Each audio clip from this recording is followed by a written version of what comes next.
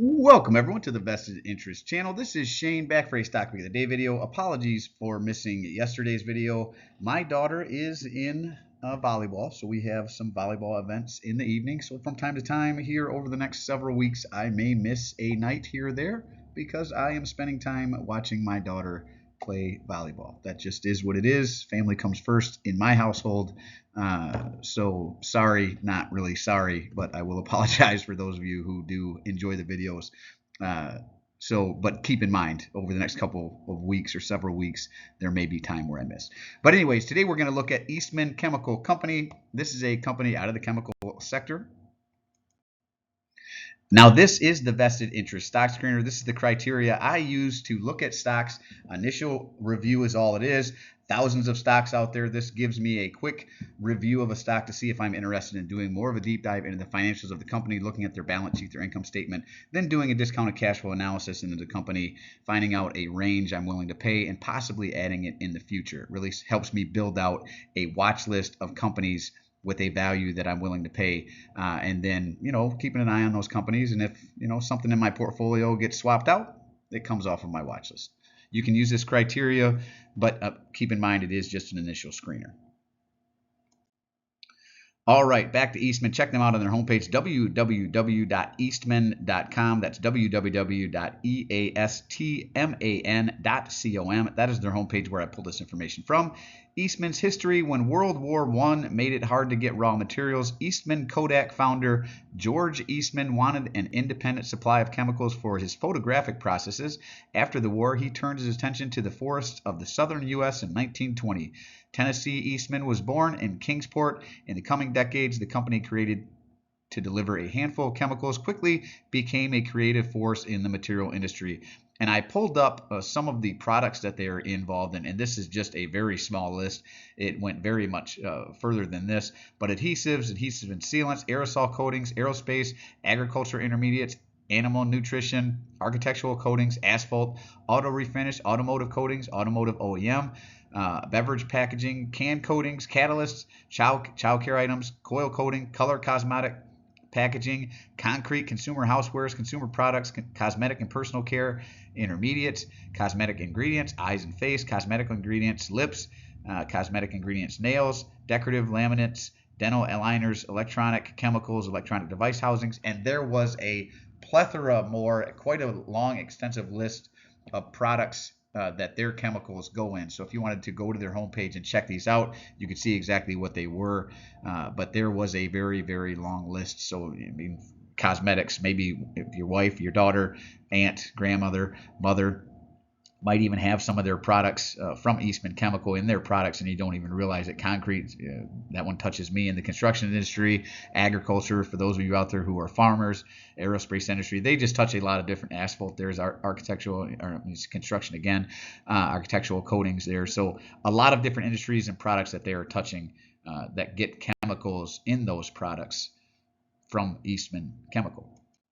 Now, the reason we're taking a look at them, down 0.89% on the day, not a huge drop, but a drop nonetheless. We are talking about Eastman Chemical Company, ticker EMN, out of the talking about Eastman Chemical Company, ticker EMN, out of the chemical sector. Close out the day at $60.13. Looks like they're down a little bit more in the after hours, at least when I pulled this information around 4 o'clock. 52-week range as low as $56.78, as high as $110.05. They are much closer to their 52-week low than their 52-week high, and definitely within that 15% that I like to look at companies. Market cap of $6.905 billion, a beta of 1.30, so they are more volatile than the overall market. PE ratio, price to earnings ratio, $8.46. Earnings per share, EPS at $7.11 per share. Earnings date, November 3rd, so coming up here next month. Forward dividend is $3.32 with a current dividend yield of 5.47%. Ex-dividend date, September 15th. One-year target estimate is $74.59. So they do see some upside from here, but not getting back to its 52-week high, at least according to Yahoo Finance, where I pulled this information from. Now, jumping over to dividend yield theory, I like to look at dividend yield theories to give me a quick check to see if a company is undervalued. To do that, we look at their 5-year dividend yield average, 3.31%. Compare it to their current 5.47%. Over here forward, 5.47%, same number. Since it is higher than their 5-year average, that speaks to undervaluation, at least according to dividend yield theory, potentially undervalued. Payout ratio is under 75% at 46.41%. Free cash flow, I want growing free cash flow. Now going back in time here, December 2021, $1 billion in free cash flow, down in 2022, $364 million, up in 2023, up to $546 million, 2024, up to $688 million. Looks like trailing 12 months has them at $406 million, but keep in mind, trailing 12 months still includes, about 2.5 months of 2024 numbers at this point. Jumping over to stockanalysis.com, they do call this one a consensus buy. They have 14 analysts that have taken a look at this. Now, I do recommend more than one source, so stockanalysis.com is just two of, I look at many sources, but this is two of the ones that I do look at probably the most, stockanalysis.com and Yahoo Finance. But there are plenty of other sources out there. I do recommend more than one so you can make sure the information you are looking at is accurate and up to date. Again, of the 14 analysts, their consensus is a buy. Low estimate is $65. Currently sits lower than their lowest estimate. So if it came back up, that would represent an 8.01% increase. Average estimate of $83.57 would represent a potential 38.87% increase. And if it happened to hit their high estimate of $115, that would represent a 91.09% increase. And you could collect that 5+% dividend yield if you were to buy them and lock that in now. Now, I like to look at a couple statistics as part of the initial screener: return on capital employed and EPS growth. For return on capital employed, I like above 10%. They're at 10.41%, so just over that number there. Now, EPS, earnings per share growth, I like above 5%. Not quite there at 3.62%, so they need to work on that one. Now, revenue growth was forecasted at negative 0.02. This is really part of more of a deep dive metric that I look at, but I like to throw it in here anyway. Quarterly payout ratio, again, 46.62%, so well under the 75% that I look for. Dividend growth of 2.47%. 15 years of growth. Buyback yield is positive at 1.68%. I think we might have missed that whenever we looked at it. They are buying back shares, and when they are doing it, they are being very efficient. They are pulling more shares out of the market than they're issuing. Shareholder yield is positive at 7.22%. Now, they do pay off schedule for most companies, January, April, July, October timeframe. Going back in time here, March 2023, they were paying 79 cents. December 2023, they were paying 81 cents. So that's that raise in December. Most recent raise, December 2024, up to 83 cents. That's where they sit. And I would anticipate a raise in 2025 in December.